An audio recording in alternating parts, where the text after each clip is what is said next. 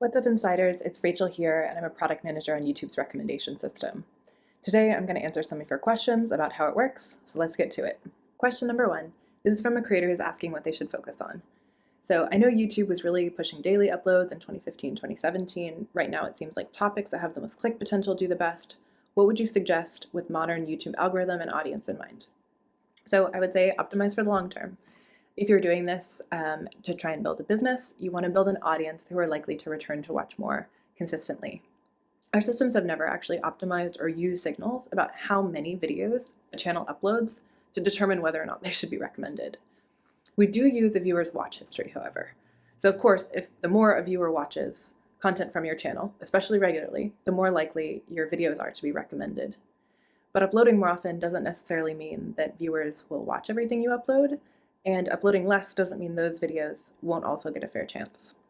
So just know that you shouldn't feel pressure to upload daily or weekly. Focus on the long term, building an audience. Question number two. Can it be bad to upload content related to trending searches because there'll be a greater number of videos that are competing in those results? This is a great question, and it's good that you're thinking about competition, because yes, trending topics or searches do have more competition, but that's not necessarily a bad thing because there's obviously a lot of audience demand and interest for content about that subject. If you think that you can create something fresh, more entertaining, informative, or you have a unique take on a subject where you think your content is going to stand out and it's differentiated among all the other content on the internet, go for it. One consideration is that if you are getting lots of views from a topic that has fleeting interest, let's say that your thing was reviewing uniforms for the Olympic teams, those viewers may be slightly less likely to stick around in the long term if it was a fleeting interest. But yeah, go for it. If there's demand, make your creative take on a subject. All right, question number three. Does experimenting with new topics hurt your channel performance?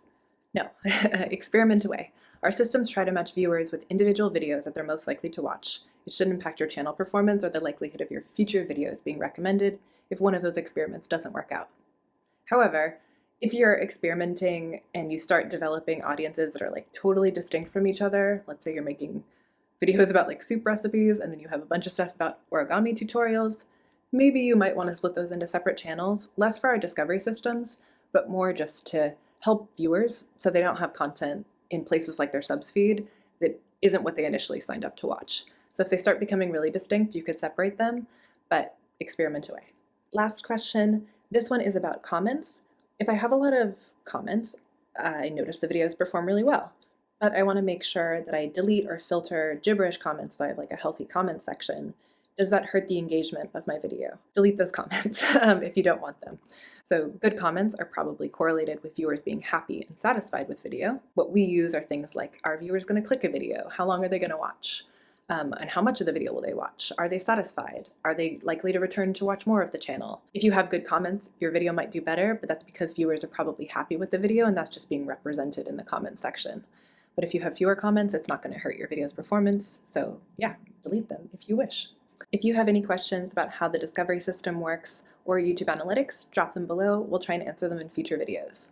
Thanks for putting up with my camera and audio quality during this work from home period. And as always, keep it real.